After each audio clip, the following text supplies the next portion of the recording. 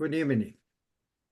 Thank you, Gang, and thank you, my friend. Just as many of the distinguished, speakers have said, Chinese Americans are under attack.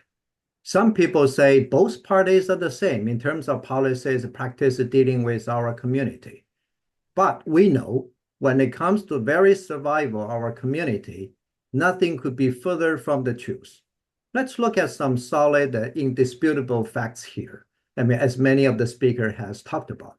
From the Trump-era DOJ China initiative, which targeted hundreds of innocent professors and scientists, with Chinese heritage, just like my friend's gone, right, Professor Chen, and to the use of China virus Kung flu to incite hate and xenophobia, and to the now more than 30 alien land laws, established or China established in the right states, what we call the Chinese Exclusion Act 2.0.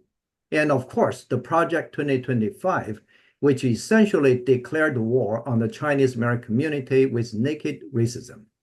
And if you look at the record of the Biden-Harris administration, so on his first day in office, President Biden signed historical executive order establishing the whole of government initiative to advance equity and racial justice for AA and HPI communities.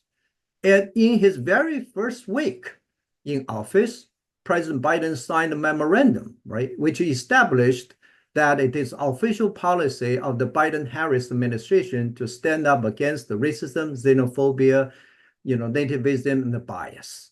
And of course, a few months later, Biden signed the COVID hate crime law, which was sponsored by our very great Simone. So the list go on.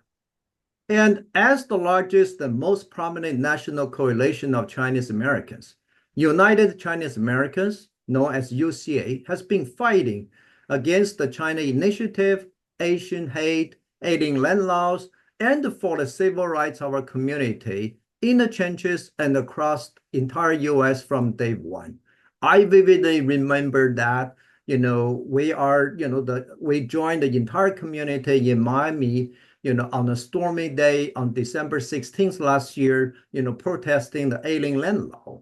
And the very next day on December 17th, and we received the statement from the Biden-Harris White House on the 18th anniversary of the repeal of the Chinese Exclusion Act.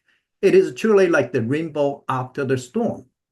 So in this fight to save democracy and the very survival of our community, I'm very pleased to announce that UCA PAC has endorsed Harris Watts tickets.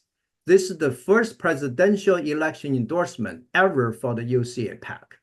As we speak, UCA PAC is leading the grassroots ground operation of the Chinese community, American community across all the battleground states. I'm also very proud to announce that the Coalition for Anti-Racism and Equity, CARE, Action has also endorsed Harris Watts ticket.